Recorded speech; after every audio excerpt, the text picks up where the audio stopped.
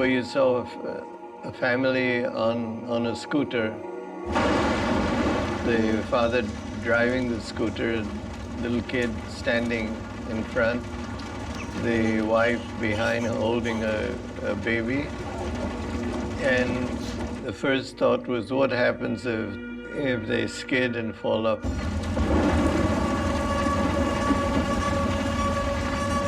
And then actually, that's exactly what happened.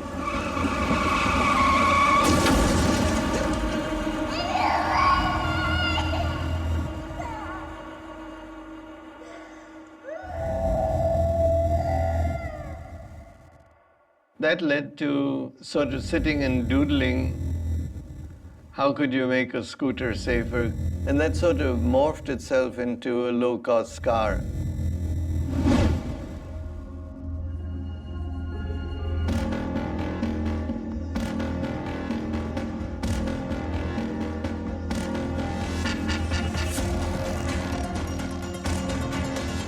Ladies and gentlemen, today we will present what a young group of engineers and designers gave the new car from Tata Motors, the people's car that everyone has been waiting for.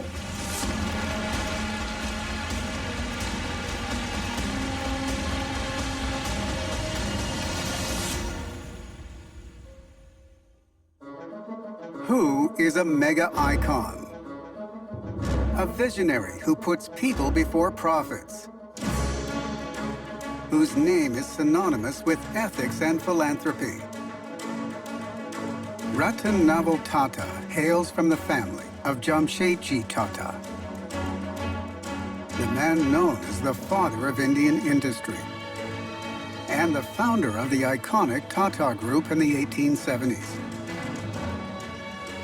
More than 100 years later, Ratan Tata would take over as chairman of the Tata Group and transform it from being an unstructured Indian conglomerate to a global giant. Today, the former chairman is counted among India's and perhaps the world's finest industrialists, investors, and philanthropists. Here is how he shaped his own destiny.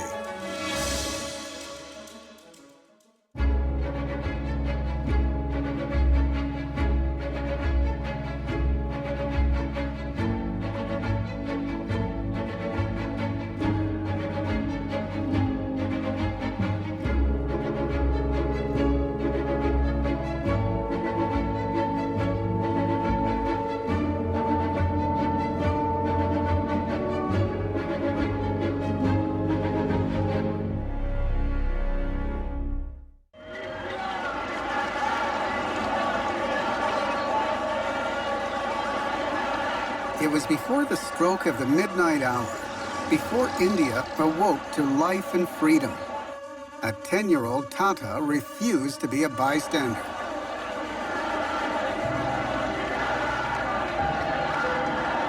Tata House overlooked Azad Maidan, where many of the uprisings took place.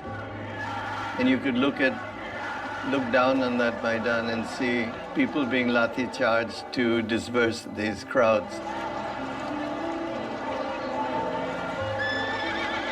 Most of this was done by the police or by the military police. Motorcycles, etc., would often be unattended to where the crowds were.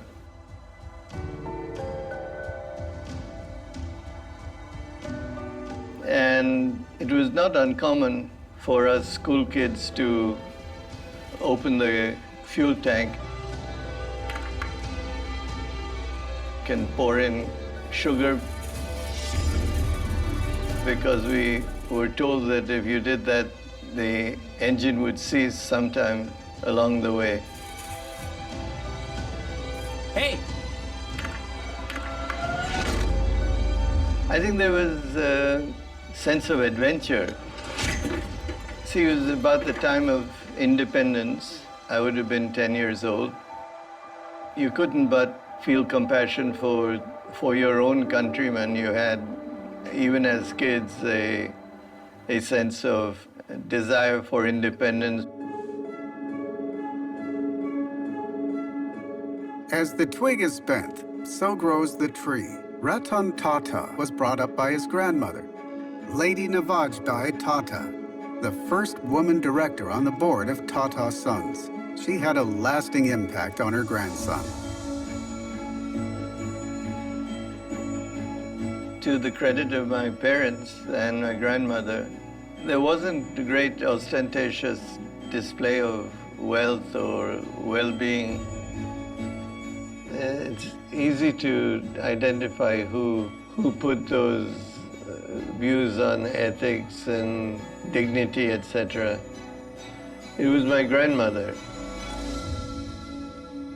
I spent a lot of my younger days with her. She sort of drilled in that whatever may happen, you had to come through that situation with dignity. Throughout his life, he resisted being treated as some kind of a royalty or a rich person or a famous person. The fact that he made personal choices which would not traditionally sort of be linked with, the chairman of India's largest conglomerate, of living almost reclusive life away from the spotlight, away from the media. So I think, a little bit of Ratan Tata, the person, has also driven the kind of choices that the group has made. A recipient of the Padma Vibhushan, India's second highest civilian honor. Ratan Tata chaired businesses ranging from salt to software and has left behind a legacy of philanthropy that few businessmen have managed to match. I think there is no doubt that for generations the Tatas have been associated with business ethics. They've had a professional in-house service of people who've been trained. They've got classy hotels. They've got companies that have run well. And there's no doubt that not just Ratan Tata, but before him, J.R.D. Tata contributed hugely to this. Before Ratan Tata took charge, J.R.D. Tata had been chairman of the Tata Group for over 50 years. The first licensed pilot of India and the founder of Indian Airlines, J.R.D. took the group's turnover from $100 million to $5 billion. So how did J.R.D. identify the younger Tata as successor? To understand this, we must go back to 1962, when a 25-year-old Ratan Tata joined the Tata workforce. Initially, I had been working in an architect's office in Los Angeles, and I came because my grandmother was ill. She continued to ail for 4 or 5 years, and to be close to her, I didn't go back. J.R.D. asked me you can't just sit around, you need to be involved. And I was placed on the shop floor in Telco. To me, it was like a waste of time because there was nothing really well planned. So I made up my own training program. I watched material as it went through the various stages of manufacture. And in hindsight, it was the most valuable 6 months I could have had because I was on the shop floor with no difference between me and the next person.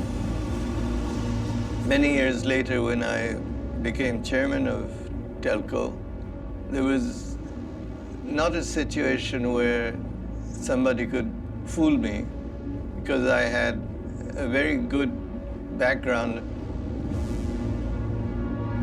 I cannot help but feel of the years that I interacted directly or indirectly with J.R.D. that he was testing me. He was mixing encouragement with a sense of tension. Ratan Tata's initial years in the company were mired in difficulties and disappointments. His next posting in the Tata Group at the National Radio and Electronics Company of India, or NELCO, in 1971 was one such time. I learned more from those critical times. In NELCO, we became profitable. We paid dividends. We wiped out the losses. But the problem was that NELCO became a part of Tata Power Company, and it slid in identification, and it wasn't its own company. Each challenge was followed by another. Empress Mills was a similar thing, but assigned by JRD, go pull this company out. Again, the facts will show that Empress Mills became profitable, paid dividends, and then it got nationalized when the textile industry got nationalized. And so it went away. Ratan Tata had a tough time in carving out his own career in the group. It didn't happen just because he happened to carry the name.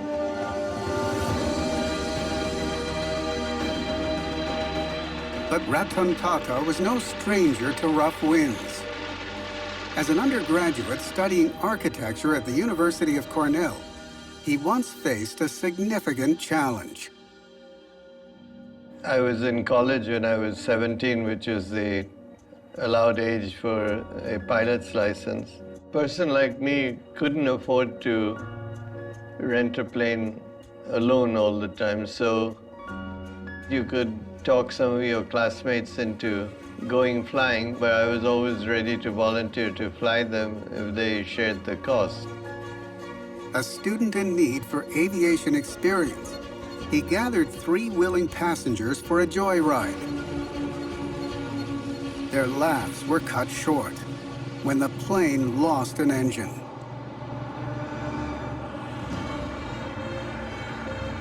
First, the plane shook like hell, and then the engine quit. And the engine quit, of course, the propeller stopped turning. And you were without an engine. You had to focus on how to get down. But my passengers are very quiet. Nobody said a word till we got down. Maneuvering his way in rough weather is a skill Ratan Tata seemed to have been born with, one which eventually helped him overcome the initial challenges in his career, and at this very moment. Losing an engine in a light plane is not an issue that the plane will crash. You have a fair amount of, depending on how high you are, gliding time enough to pick a place to land. This ability to remain calm under any circumstances